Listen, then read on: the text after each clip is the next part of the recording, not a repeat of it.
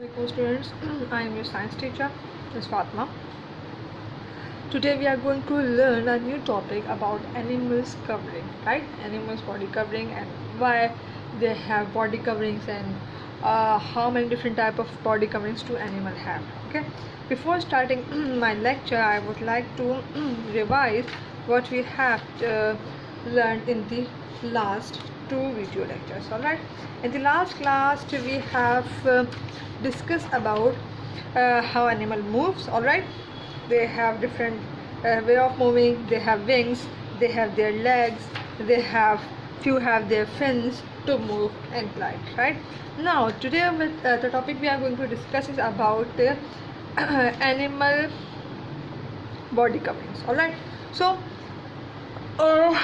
animal have the body coverings, right? And due to the similarity and the differences of their body coverings, they are going to group in their particular way. So the first thing that I need to mention is to give you some pre-class homework. That is, you have to read page number 16 till page number 21. Alright, mark the difficult words if you have mark difficult words, right?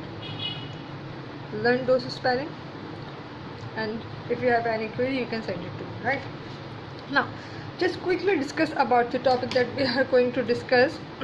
The topic is animal body covering, right? Let's start from the beginning, right? So the animal body covering, why it is necessary for an animal to have a body covering? It is as simple as this, that why we have skin on our body, right? We have skin on our body to keep our body safe from the environment, right? To keep our internal organs safe and sound. So the animal have the different kind of body covering. The kind of body covering that we can discuss is, the first one we can say is the few have scales, few have fur, few have feathers, right? There are different animals in the world, right? And they have different shapes and different size. So according to this and according to the place they live, they have their body coverings, right? Like if we talk about the scales, mostly the reptiles have scales on their body, right? Most of the reptiles have the scales on their body, all right? But along with the reptile, the scale also is on the fishes, right?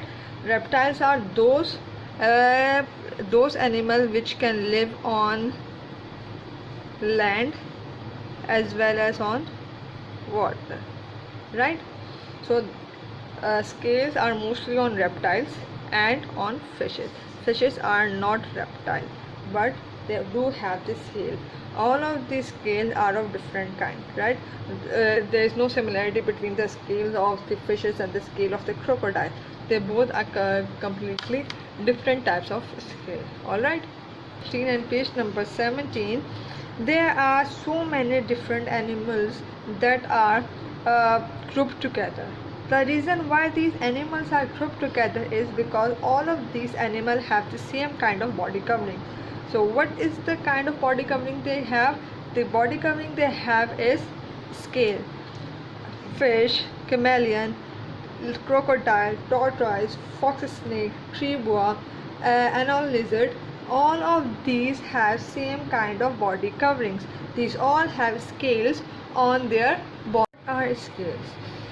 Scales is basically a small plate, right, or shield forming from the outer part of the skin or layer, right?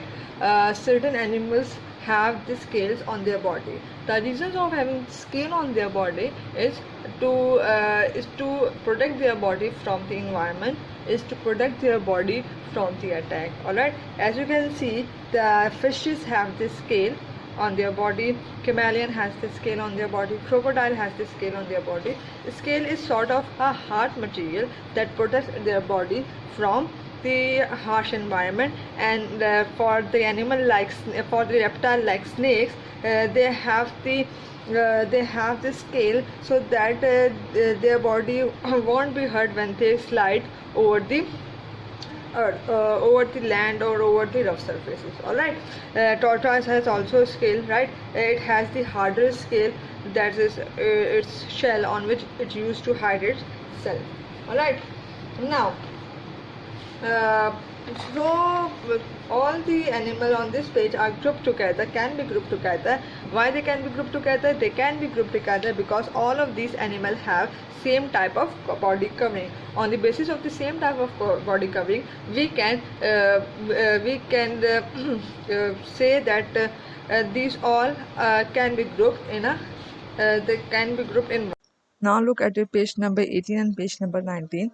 Can you see different type of animal? But all of these have one type of similarity. What type of similarity it has? They all have same type of body covering, that is fur. So fur actually protects their body from the extreme cold and extreme hot environment. Some have the thin hair, some has the thick hair, depending upon where they live. There are two types of fur, right? So the types of fur, there are two types of fur. The first type of fur is ground hair, right? And the other type of fur is guard hair. The purpose of the ground hair is to maintain the animal's body temperature. Alright, there are, as you all know, that there are four seasons basically: summer, winter and autumn. So if there is extreme winter or when there is extreme summer, then their body is protected with the help of their. So the another hair which are the guard hair. The purpose of the guard hair is to protect the underlying inside the fur. There is also a skin on the animal body under this fur. So the purpose of the guard hair is to protect that skin from the environment, right? Or it also gives shed the animal from the snow, from the rain. This fur on the yearly basis or on the seasonal basis get changed, right? If you have pets in your home, you can easily relate it to that. There is a sloth, there is a chimpanzee, there is a panda, rat, rabbit, tiger, etc., right? All of these are grouped together because they all have the fur or hair. You can either say it fur, you can either say it hair. They all have fur or hair as the body covering, right? They all have same type of body covering. So all the animals which have fur or hair as the type of body covering can be grouped together under one umbrella. All right. And there is one more information that I would really like to give. The animal which have fur, which have fur as their body covering, are mammals, right? So there would be a question: what are mammals? Mammals are those animals which give birth to their offsprings, right? Mammals are those animals which give birth to their little young, right? They have hair or fur as the body covering, right? And they are warm-blooded animals, right? So all of these are mammals. They give birth to their young ones, to their offspring, to their little ones. All right. Now, moving towards the next page. On this page, can you see all the birds, right? So the third one that we are going to discuss is about the feathers. So all those animals which have feathers are called birds. Mostly birds have the feather type of body covering on, right? So can you see different type of birds here? Blue jay, owl, penguins, duck, ostrich, right? As I have told you, not all type of bird can fly, right? There are few birds which cannot fly. The example of those birds are penguin and ostrich. these are two types of birds which cannot fly.